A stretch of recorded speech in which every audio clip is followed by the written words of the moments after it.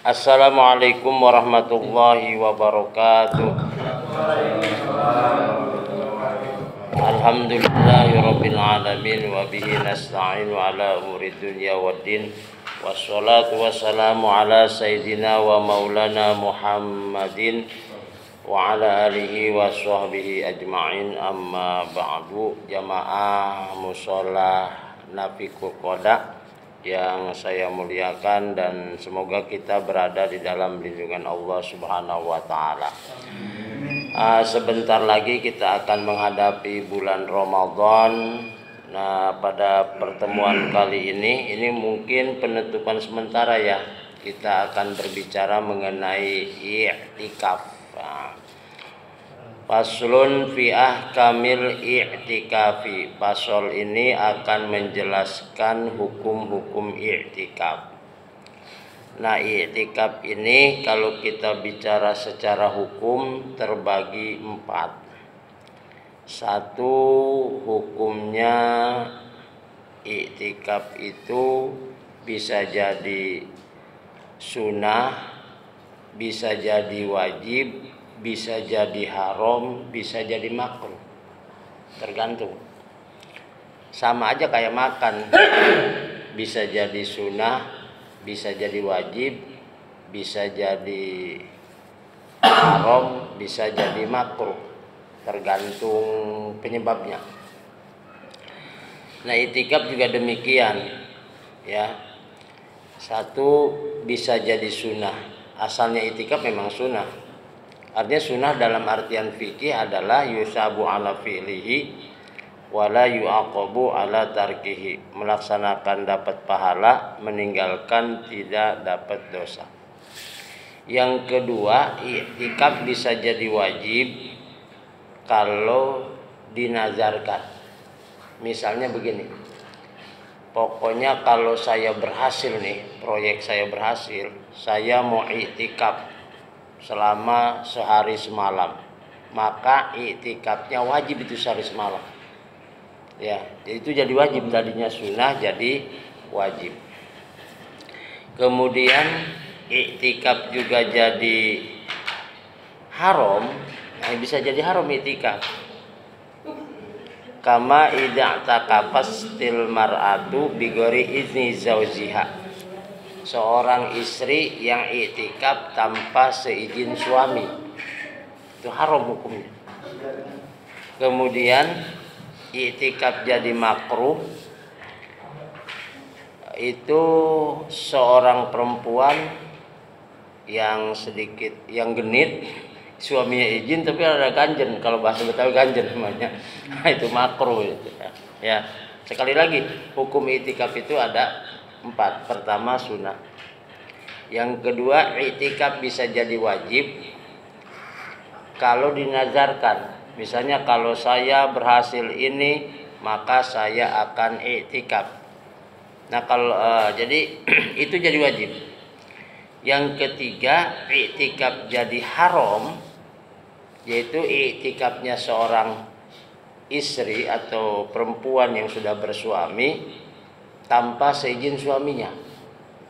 Jadi karena dia bacanya sekilas bahwa i'tikaf sunnah, meninggalkan rumah, suaminya enggak izin, lalu di musola jadi masjid, itu jadi haram, bukan jadi dapat pahala, malah dapat palu. Nah, kemudian i'tikaf jadi makruh, jadi seorang perempuan yang ganjen, kata orang Betawi, suaminya izin, cuma dia gerak genit-genit gitu. Nah, itu jadi makruh. Apalagi kalau tidak diizinkan suaminya. Itu dari sisi hukumnya ya. Kemudian i'tikaf secara bahasa wa huwa lughatan al-iqamatu ala syai'i min khairin aw syarrin. Secara arti luas, i'tikaf itu ya menetap pada sesuatu, ya berdiam diri lah, mau baik mau buruk. Wa syar'an iqamatun di masjidin bisifatin maksusatin. I'tikaf secara syar'i dalam artian syariat yaitu berdiam diri di masjid dengan sifat yang telah ditentukan. Cuma kalau di Arab itu kan musola nggak ada. Musola itu secara bahasa artinya tempat sholat. Maka di Arab nggak ada musola, adanya masjid. Musola itu di rumah. Nah di Indonesia kan musola gede, ya. Makanya dikiaskan akhirnya di kita mah musola itu udah dianggap sah. Kan kalau musola yang di Arab mah di rumah. Musola itu bahasa kitanya tempat sholat, gitu. Jadi itikaf secara syar'i yaitu berdiam diri di masjid, ya. Udah berdiam diri aja, nggak baca-baca. Misalnya datang asal diniatkan, ya. Asal diniatkan datang itu sudah itikaf. Wal i'tikafu sunatun mustahabatun fi kulli waqtin. I'tikaf itu disunahkan, sangat disunahkan, ya. Sunnah yang dicintai pada setiap waktu. Itu pada asalnya, asal hukumnya bahwa i'tikaf itu sunnah. Kemudian bisa meningkat ya seperti yang tadi dijelaskan, bisa jadi juga wajib, bisa jadi juga makruh, bisa jadi juga haram, tergantung penyebab. Nah, karena ini ada yang datangnya belakangan, yang i'tikaf jadi wajib kalau dinadarkan. Jadi dijanjikan, pokoknya kalau saya berhasil sesuatu maka saya akan i'tikaf jadi wajib. Kemudian i'tikaf jadi makruh, seorang istri i'tikaf tanpa seizin suami. Itu makruh. Itu jadi haram. Yang makruh ini istri izin suaminya, cuma ini rada centil gitu. Itu haram tuh. Yang makruh itu termasuk makruh. Jadi pada awalnya sunnah i'tikaf itu, apalagi fil asyril awakhiri min Ramadan abdul minhu fi ghairihi li ajli talabil lailatul qadari. Apalagi 10 akhir bulan Ramadan itu lebih utama dibandingkan dengan waktu-waktu yang lain. Tapi jangan jadi pelarian gara-gara pusing di rumah karena banyak tuntutan. Secara fikih mah sah-sah saja gitu loh. Kalau fikih kan yang dilihatnya yang nyata. Fikih itu tidak melihat hati.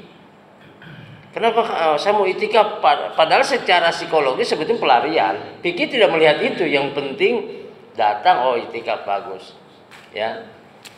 Jadi di akhir bulan Ramadan, 10 akhir bulan Ramadan itu lebih utama karena berharap Lailatul Qadar, ya. Nah, kemudian walahu ailil i'tikafi syarutoni. Bagi orang yang beritikaf itu ada 2 syarat. Satu an-niyatu. Yang pertama niat. Jadi wa yanwi fil i'tikafil manzuril fardiyati. Kalau i'tikafnya fardu yang wajib tadi, maka dia niatnya harus i'tikaf wajib. Jadi begitu datang ke pintu tuh, di situ diniatkan. Bahasa kita aja di hati. Saya niat berdiam di masjid atau di sini musola, ya. Nah, udah masuk, diem aja, padahal ngelamun, itu udah i'tikaf. Kalau tambah baca Quran itu lain lagi. Jadi i'tikaf itu kan berdiam diri di masjid atau di musola. Nah, kalau dia baca tasbih kemudian baca Quran, berarti udah lain pahala i'tikaf, pahala baca. Dasarnya itu i'tikaf itu berdiam diri di masjid. Misalnya Bapak dari luar datang sampai situ niat langsung duduk nyender gini aja. Itu sudah masuk i'tikaf gitu. Jadi ngelamun biar nggak ketahuan sih di musola. Jadi kalau ditanya kenapa lagi i'tikaf gitu. Jadi kita sambil ngerenung, kemudian ditambah bacaan udah lain, ya. Nah, wasani al-lubsu fil masjidi. Nah, kemudian yang syaratnya satu niat, yang kedua adalah berdiam diri di masjid. Wala yakfi fil lubsi qadratu ma'ninati bal ziyadatu alaihi. Jadi, berapa lama sih standar ukurannya berdiam dirinya? Kira-kira mungkin 3 detik lah. 3 detik misalnya nih. Datang ke pintu, masuk ke sini, duduk sejenak. Nah, itu sudah dia masuk itikaf, balik lagi. Gitu, ya. Makanya kalau mau dapat pahala terus, begitu datang niat, duduk, balik lagi, keluar lagi. Gitu ya. Jadi standarnya minimal kira-kira saya 3 detik lah, ya. Atau 3, pokoknya yang ukuran tumakninah kalau dalam sholat. Nah, wa syartul mu'taqifi, syarat orang yang i'tikaf, satu islamun, orang Islam. Yang kedua aklun, orang berakal. Yang ketiga wa naqaun an haidin wa nifasin wa janabatin. Jadi suci dari haid, nifas atau junub. Maka mafhum mukhalafahnya fala yasihu i'tikafu kafirin wa majnunin wa haidin wa nifasin wa junubin. Nah, makanya tidak sah orang kafir, orang gila, orang haid, nifas, junub, i'tikaf. Nah, sekarang timbul persoalan. Lawirtadal mu'taqifu aw sakara batala i'tikafu. Bagaimana kalau sedang beriktikaf jadi murtad? Murtad itu secara bahasa artinya kembali. Dalam artian syariah teologi, yang dimaksud dengan murtad itu kembalinya akidah kita ke masa lalu, ke jahiliyah. Contoh begini. Lagi duduk aja, ngelamun. Sebetulnya niatnya i'tikaf karena pusing di rumah. Datang ke sini diniatan itikaf, ngelamun, aduh susah amat ini. Kalau saya ada yang ngasih duit, saya mau pindah agama, itu jadi murtad. Nah, batal itikafnya. Ya. Makanya kenapa kita selalu suruh syahadat, mau nikah harus syahadat. Khawatir dalam perjalanan hidup ada murtadnya. Jadi syahadat kan bukan rukun nikah. Ya, syahadat bukan rukun nikah, cuma khawatir dalam perjalanan kita kadang-kadang manusia itu kan kalau menemukan persoalan mentok. Sudah ya Allah, Allah belum kasih. Karena Allah sayang sama kita, hanya kita ngedoa belum dikabul-kabulin. Ya, kan biasanya begitu. Allah kalau suka sama hambanya ngedoa nggak langsung dikabulin. Misalnya ada bencong ngamen, suaranya nggak enak. Baru juga beberapa kalimat udah kita kasih duit. Kenapa? Berisik. Tapi bagi yang suaranya enak dibiarin aja terus, malah sudah tambah lagunya kan itu. Nah, begitupun kita sering berdoa begini, karena Allah sebetulnya sayang sama kita, maka nggak dikabul-kabulin dulu, biarin aja biar nangis-nangis.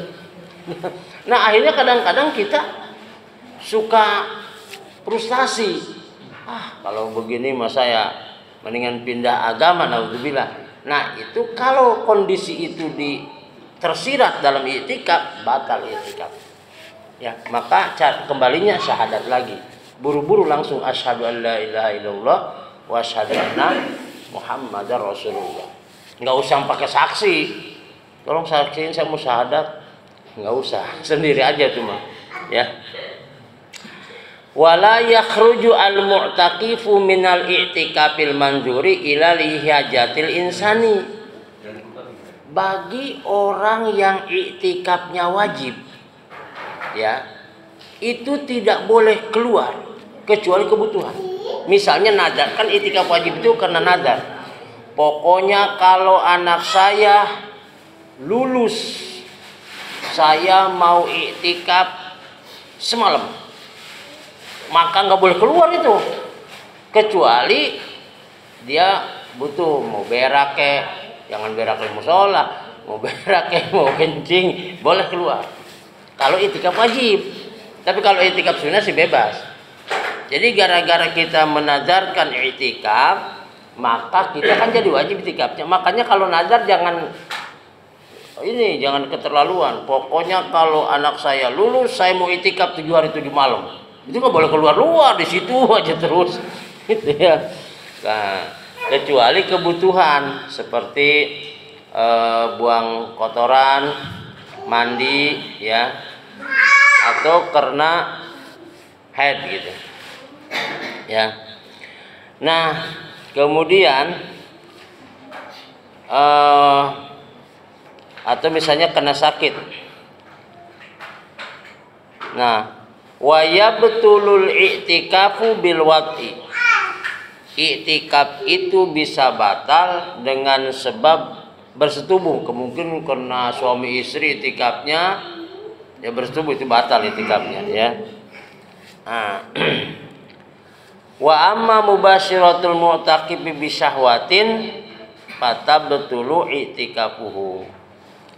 Jadi demikian juga bersentuhan kulit dengan syahwat batal i'tikafnya. Inzala jika keluar air mani, wa illa fala, jika tidak ya tidak batal, ya.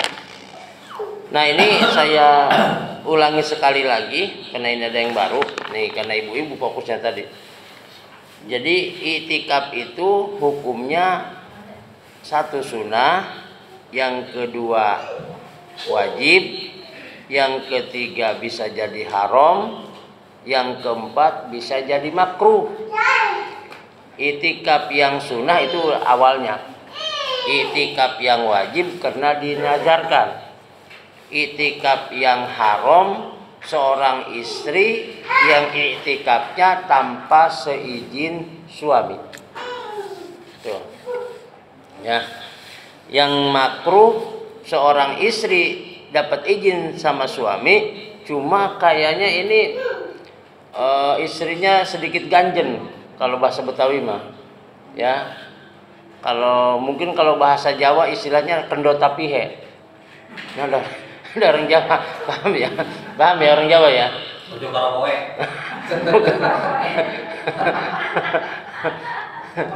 Ya, kendota pihe itu mauan sebetulnya, ya. Jadi itu istilah Jawanya. Nah, itu yang begitu malah makruh. Jadi makanya kita, artinya bagi kita, ketika ada orang tidak melakukan itu jangan langsung menjustis, oh dia orangnya enggak ini. Kita harus lihat, oh mungkin suaminya tidak mengizinkan, atau misalnya dia sadar diri karena orangnya, kan gini, kadang kan laki-laki berbeda. Kalau misalnya ada perempuan ramah, suka menafsirkan beda. Gitu. Makanya kalau orang cantik usahakan agak judes sedikit. Gitu loh. Kenapa? Kalau ramah takutnya salah tafsir. Ini masalahnya. Gitu. Nah, kalau ya kan ada yang orangnya kalau pembisnis kan ramah segala macam, nah itu dikhawatirkan salah menafsirkan. Sampai sini ada yang ditanyakan? Ya. Mengenai i'tikaf. Jadi ya, kalau di 10 orang kaya Ramadan itu kan ramai banget tuh yang i'tikaf. Kebetulan kita dapatnya itu di halaman masjid, statusnya di mana Mas? nah itu sebenarnya definisi masjid itu yang di dalam. Karena kalau halaman masjid, masuk masjid tidak boleh ada kamar mandi. Makanya sebagian ulama memahami kan di masjid itu nggak boleh ada alat kebersihan, misalnya ada WC, ada ini.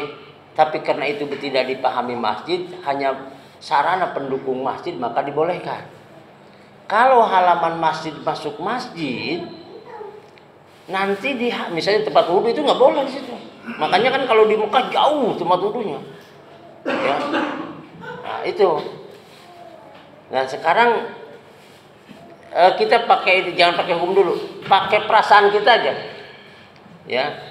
Kan kalau sholat mah sah-sah saja di mana? Di misalnya sholat Jumat kan kalau di Jakarta bisa kemana-mana kan gitu ya, nah, sah aja itu mah, gitu. Cuma kalau i'tikaf syaratnya di masjid, di dalamnya bukan di luarnya, gitu. Ya makanya usahakan di dalam, ya.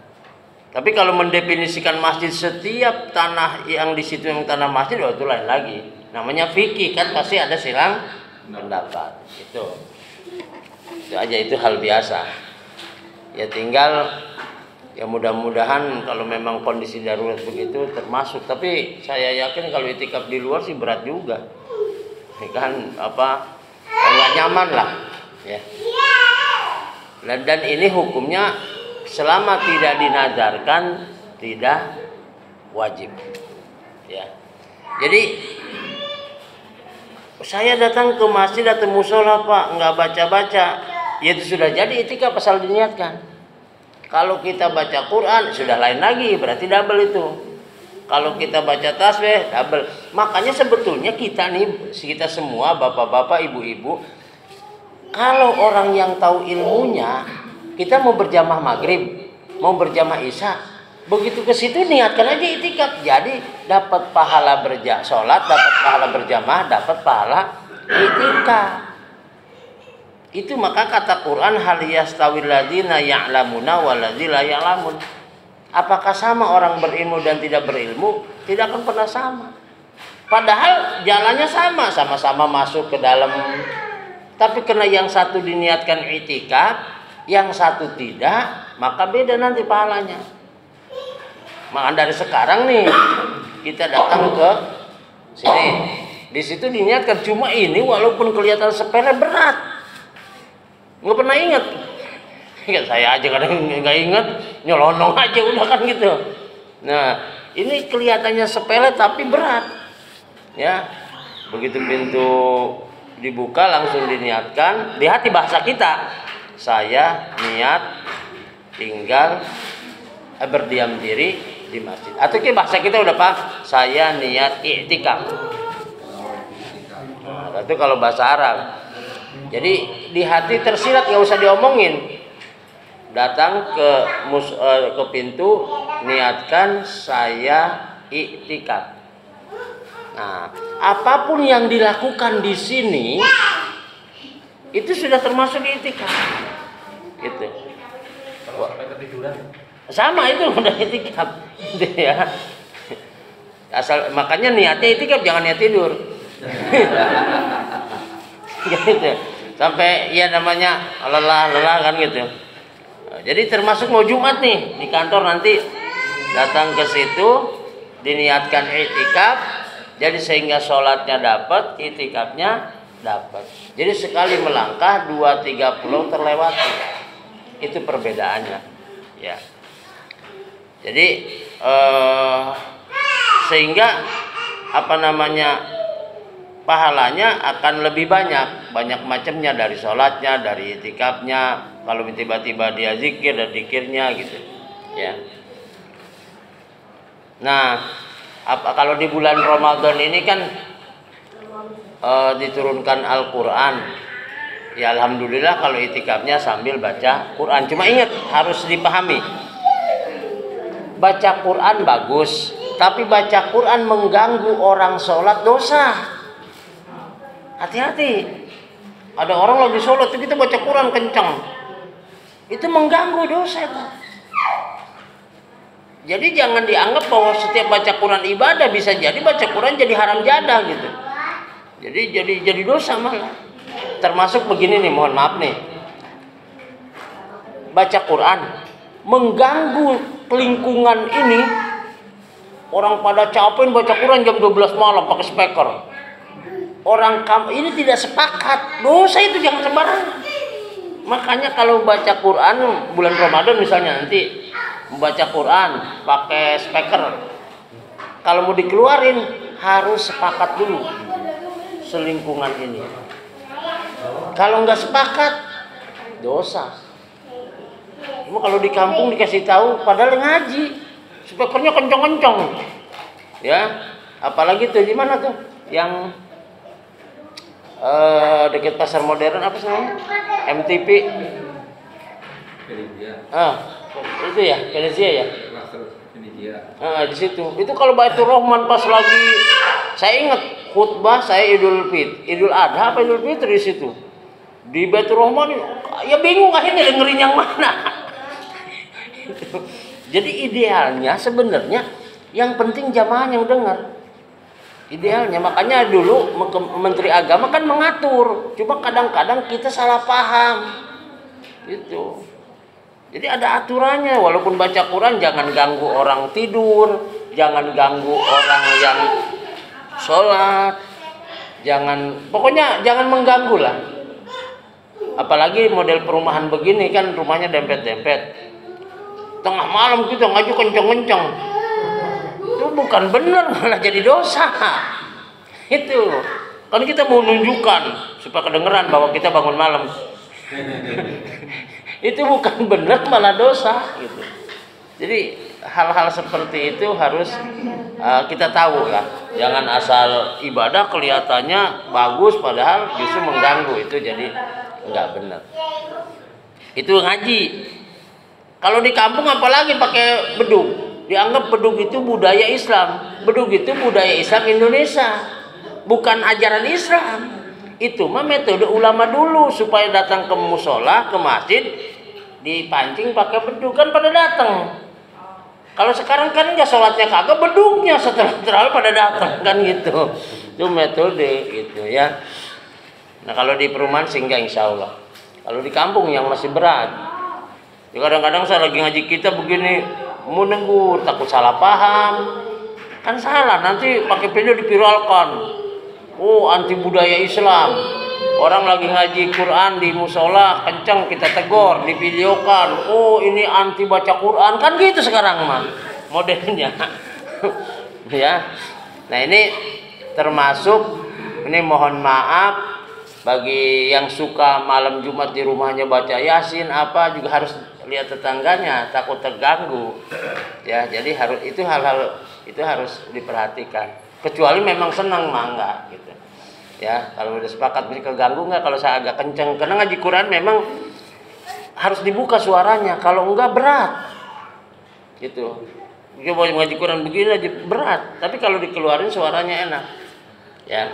Nah nanti di musola ini kalau misalnya pas Ramadan kan ada orang yang gemar baca Quran, lihat dulu di sini ada orang sholat enggak. Kalau ada orang sholat jangan sampai mengganggu orang sholat, pelan aja. Tapi kalau enggak ada boleh silahkan mau kencang. Dengan catatan jangan sampai keluar. Karena khawatir kan misalnya tetangga musola ini capek, lagi ada masalah, baca Quran mau negur, takut dianggap kafir. Kan kita serba salah gitu loh. Coba bisa orang lagi baca Quran, bapak tegur, kamu sih ganggu aja gimana? Ada orang videoin, udah rame. Padahal aturan fikihnya seperti itu, ya diatur sama hukum sedemikian rupa. Walaupun ibadah jangan coba-coba mengganggu orang gitu, ya. Nah kemudian karena ini sedikit Ramadan, sedikit lagi bulan Ramadan, kita singgung sedikit zakat fitrah ya. Jadi zakat fitrah itu memang wajibnya pas habis puasa. Besok mau lebaran, maghrib udah wajib. Tapi ketika zakat fitrah awal Ramadan sudah dianggap sah. Nah sekarang kasusnya begini, bagaimana kalau ada orang meninggal sebelum Ramadan selesai? Misalnya ada orang pas asar meninggal, maka itu tidak wajib zakat fitrah karena belum selesai. Gitu ya. Tapi kalau ada orang lahir sebelum maghrib, pas asar lahir sebelum maghrib, besok lebaran itu udah wajib zakat fitrah. Bagaimana kalau ada orang meninggal setelah maghrib, wajib zakat fitrah. Kalau lahir setelah maghrib, enggak wajib. Gitu. Ya, itu zakat fitrah.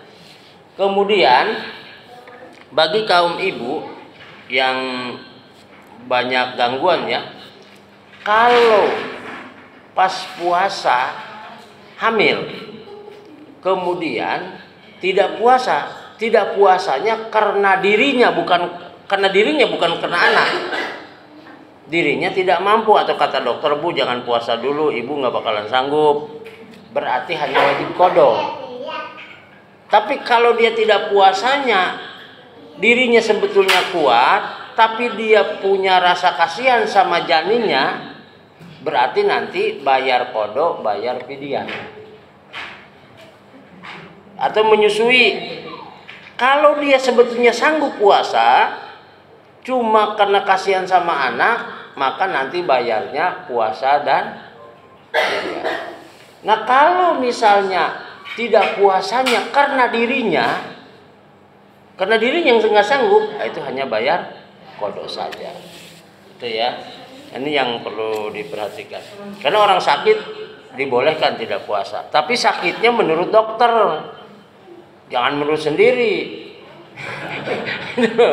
Kan tidak akhirnya wamangkan maridun ala asafarin kan gitu. Jadi satu orang sakit boleh tidak puasa, jangan maksain diri. Pokoknya saya mau puasa, mau mati sekalian. Dosa jangan. Jangan. Kalau memang sakit buka. Tapi menurut dokter, Pak, ini Bapak jangan dilanjutkan puasa, bahaya. Itu bukan kenapa nggak puasa? Saya sakit. Itu mah sendiri ukurannya kan gitu. Kemudian yang kedua, orang yang bepergian sekitar 80 km. Jadi orang yang bepergian bukan dari rumah ke pasar. Itu kan musafir juga bahasa Arab mah. Kenapa nggak datang ke pasar pada makan? Kenapa nggak puasa? Kan musafir. Itu kabayan namanya, akal-akalan. Jadi musafirnya minimal 80 km. Ya. Boleh tuh dianjurkan. Bagi yang punya orang tua yang sudah tua renta, nggak sanggup berpuasa, nggak usah puasa. Dilarang dalam Islam. Udah pikun, udah nggak kuat lah, maka jangan puasa. Ganti pakai fidyah sebanyak 1 mud. 1 mud itu kalau gandum itu 1 gelas. Cuma di Indonesia di standari jadi 50.000. Itu padahal 1 mud 1 gelas, cuma kesepakatan dalam Indonesia berarti ganti 10.000 50.000 gitu. Sehari berarti berapa hari nggak puasanya, bayarnya boleh nyicil, boleh sekaligus, terserah gitu. Atau ada orang yang sakit menurut logika kebiasaan nih, sakit begini sulit diharapkan sembuh. Nah begitu ini ganti itu pakai fidyah. Atau misalnya begini, sakit sampai bulan Syawal masih sakit juga, wah nggak bakalan sembuh dia begini, terus meninggal, nah pakai fidyah. Maka di kampung suka ada orang bagi-bagi amplop habis nyolatin jenazah, sebetulnya bukan ngupain orang sholat, jangan salah paham. Itu bagi fidyah karena dulu waktu hidupnya meninggalkan puasa, ya maka diganti pakai fidyah. Kemudian harus dibagikan kepada siapa saja, cuma yang daripada pusing-pusing yang itu aja kumpul di situ. Jadi itu jangan dipahami ngupain orang sholat, bukan, itu mah fidyah itu.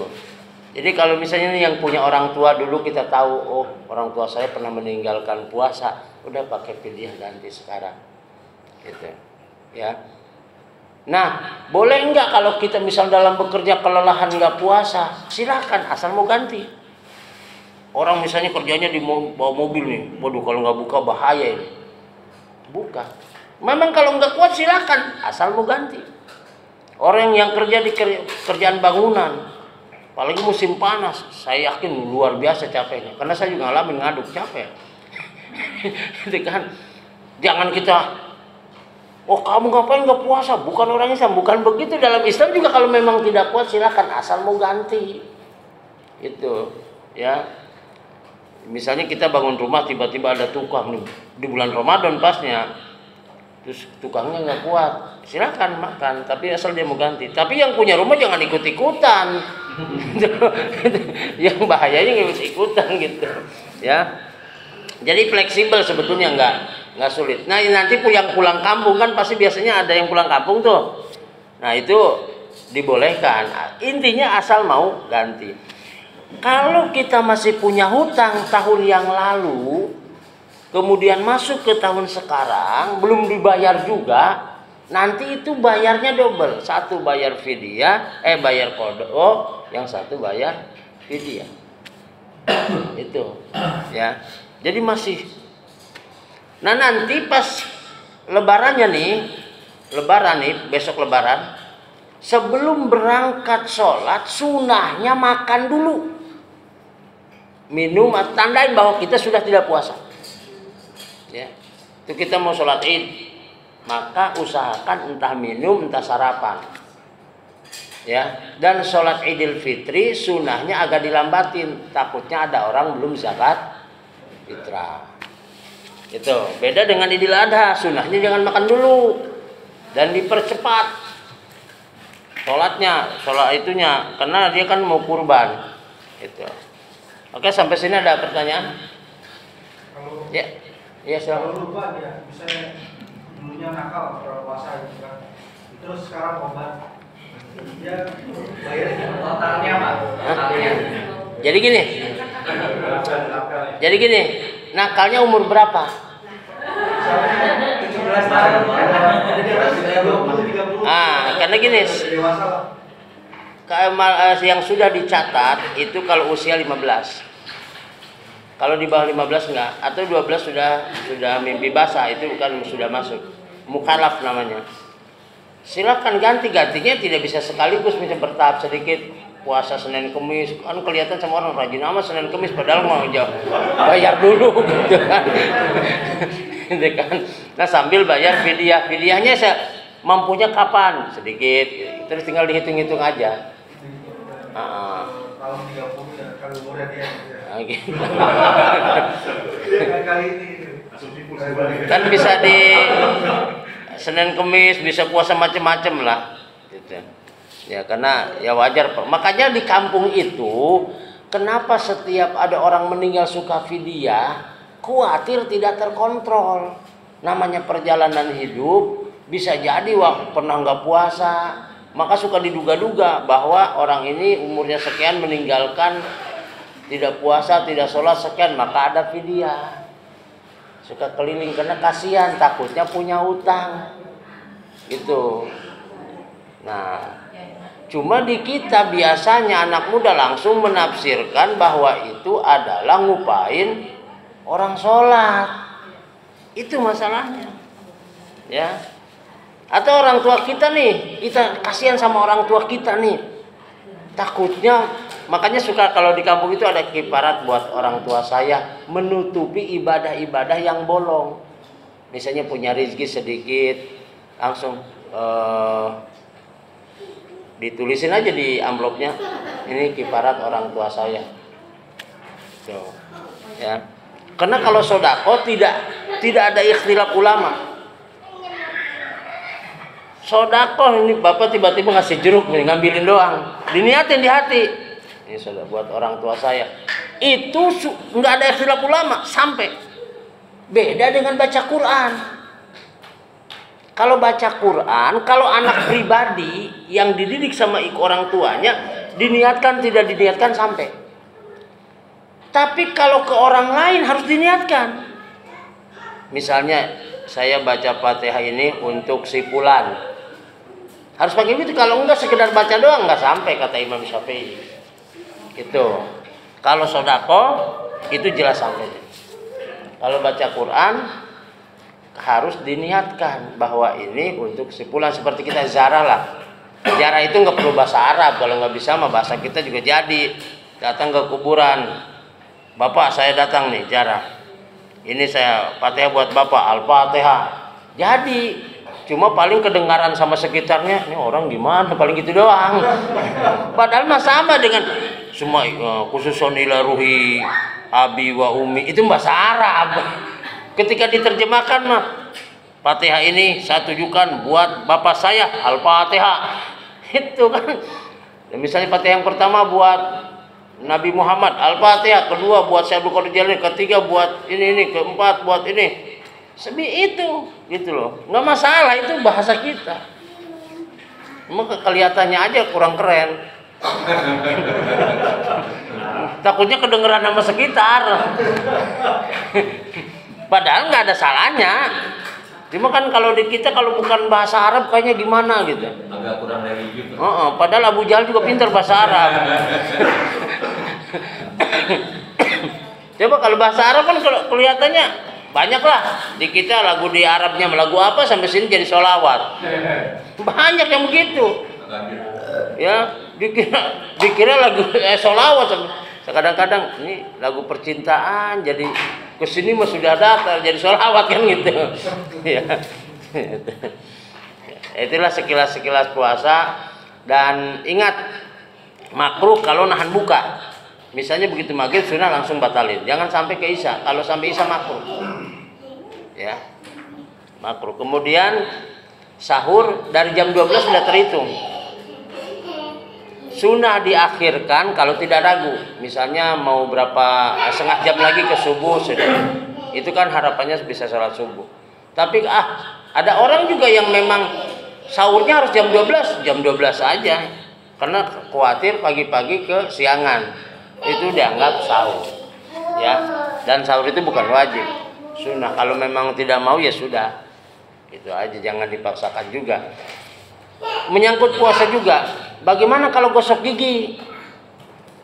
Menurut pertama ulama kalau habis duhur memakruhkan kalau habis duhur. Setelah duhur, kalau sebelum duhur. Tapi ada ulama yang memang nggak masalah, tidak memakruhkan. Jadi kalau pagi-pagi makruh, kalau habis duhur ke sana enggak, itu ada. Tapi macam-macam itu sifatnya kemakruh, tidak membatalkan, kecuali makan sikat gigi. Batalkan. Ya. Bagaimana kalau lagi puasa haus banget, mau buka sayang, malas bayarnya, hanya nyari es balok ditaruh di kepala, begini aja, itu nggak batal, cuma makruh. Bagaimana kalau lagi puasa sakit mata terus pakai obat tetes mata, itu nggak batal. Bagaimana kalau disuntik? Nggak batal juga, karena tidak memasukkan sesuatu pada yang berlobang, yang tadi sudah berlobang, ya. Karena pada dasarnya mandi pun memasukkan air lewat pori-pori. Itu yang perlu dipahami, ya. Yang ini waktunya sedikit lagi. Yang kemudian sunnah dalam puasa itu semuanya sih, tapi utamakan memelihara lisan. Ngomongin orang secara hukum tidak batal puasa, ingat. Tapi itu jadi makruh, khawatir mengganggu pahala puasa. Jangan jadi alasan. Jam 10 makan. Kenapa kamu makan? Ya percuma saya puasa. Pagi-pagi udah ngomongin orang. Gitu loh. Ini saya bicara hukum dulu, bukan bicara keutamaan ya. Hukum itu kan standar gitu, sah atau tidak sah. Misalnya ini ngabuburit, main gaple. Secara hukum puasanya nggak batal. Gitu loh. Nggak batal, cuma ini dikhawatirkan mengurangi pahala puasa. Itu puasa bohong nggak batal, itu cuma dikhawatirkan mengurangi pahala puasa. Jadi jangan sampai jadi alasan gara-gara ada hadis berapa banyak orang yang berpuasa tidak mendapatkan apa-apa kecuali haus dan dahaga. Jadi akhirnya kita menjas orang bahwa kamu nggak ada artinya puasa. Kenapa kamu suka bohong? Hanya dibuka gara-gara diomongin gitu. Padahal tetap aja puasa mah jalan, tapi memang diusahakan memelihara lisan, jangan berbohong dan lain sebagainya. Baik, sampai sini ada pertanyaan lagi? Ya, ya. Ini Bang, kalau dari puasa, kode puasa itu kan wajib ya. Seandainya gini, kita udah kita lupa nih berapa hari yang kita udah lakukan foto. Ya. Terus ternyata kita memfoto itu kurang gitu. Ternyata udah mau masuk Ramadan nih. Itu gimana Ustaz? Apakah yang kurang itu nanti diganti Ramadan berikutnya tapi dikasih fidyah. Misalnya lupa kurang 3 hari, berarti yang dikasih fidyah nanti kode fidyahnya yang 3 hari tadi. Jadi tidak ada batas waktu. Mengkode tidak ada batas waktu, cuma itu ada konsekuensi doang. Ketika melewati Ramadan kemarin kan belum dibayar sampai sekarang, masuk Ramadan sekarang, berarti kalau mau ganti itu harus ada fidyah. Itu aja. Kalau ibadah mah sebetulnya nggak ada. Ini kan jadi ada aturan, oh nggak sanggup di sini. Itulah makna la yukallifullahu nafsan illa wus'aha. Allah tidak akan memberikan beban kepada hambanya kecuali sesuai dengan kemampuannya. Zakat belum bisa, nggak bisa diganti. Itu ya. Jadi itulah nggak fleksibel lah. Makanya kalau di kampung itu disiasatinya. Ketika meninggal, waduh kayaknya dia dulu kata anaknya, bapak saya dulu nggak pernah puasa gini, sholat juga banyak ketinggalan, maka dilarikan ke fidyah. Itu bentuk rasa kasihan anak terhadap orang tua. Atau kita pun sekarang bisa, kalau itu kan bentuknya seremonial, secara pribadi. Asal kita sedekah niatkan, misalnya buat kifarat bapak saya misalnya. Jadi sedekahnya kita dapat, kifaratnya dapat. Itu aja. Jadi bukan berarti kita misalnya sedekah buat orang tua yang sudah meninggal kita nggak dapat apa-apa, kita tetap dapat, ya. Dan itu anggap aja itu jadi koneksi nanti orang tua yang sudah meninggal mendoakan kita. Makanya di dalam salah satu kitab namanya Targhib wa Tarhib, salah satu mempermudah datangnya rizki sering mendoakan orang tua. Itu salah satu. Karena kata Allah, aniskuri walidaik, syukur kepadaku dan kepada orang tuamu, kan gitu. Salah satunya. Maka kenapa kalau di kampung apa-apa kumpulan ila hadrati la ilaha illallah. Kan kalau nggak bareng-bareng biasanya lupa ke orang tua. Karena orang sudah meninggal memang pasti kita awal-awal diingetin, ditangisin, lama-lama juga dilupain. Paling ingatnya mau nikah sama lebaran. Kan gitu. Nah ini supaya kita terus nyambung orang tua kita yang sudah meninggal mendoakan yang baik-baik, ya kita bisa dengan Fatihah, sedekah Fatihah kepada orang tua, bisa juga apapun sekecil apapun kita berikan ke orang, diniatkan di hati buat orang tua kita. Ya. Jadi nggak usah orang tahu, di hati. Misalnya tiba-tiba ada pengemis 1000 diniatkan, udah jadi, asal di hati. Niat apa aja, ada koropak di sini niatkan buat orang tua saya, niatkan, kan nggak terasa, ya. Bahkan saya nemuin ada orang nggak ngerti huruf, bodoh, sekolah juga nggak lulus, SD pun nggak lulus, baca pun susah, tapi sama orang tuanya luar biasa, maksudnya dia selalu, padahal nggak ngerti, cuma baca Fatihah taunya itu kena hafalan, dikasih aja Al-Qurannya, apa ini hurufnya nggak ngerti, tapi jualan online-nya luar biasa sebenarnya, padahal bodoh, kalah sarjana ekonomi sebenarnya. Kalau taunya saya tanya rasanya kamu apa? Bisa udah ke orang tua aja, orang saya merasa bodoh, apalagi ya bisa nilainya gitu. Jadi begitu terus. Jadi selalu diingatkan buat orang tua. Nah nanti kita di sini, ya ketika kan suka ada keropak tuh, ya kan? Dan diniatkannya udah. Jadi kita dapat, orang tua dapat. Jadi jangan sampai putus ke orang tua itu. Baiklah, nggak ada lagi. Kalau nggak ada kita tutup saja baca kitabnya ya. Ada, masih ada? Atau dari obrolan aja nanti. Baik, itu saja yang dapat saya sampaikan. Akhir kalam, assalamualaikum warahmatullahi wabarakatuh.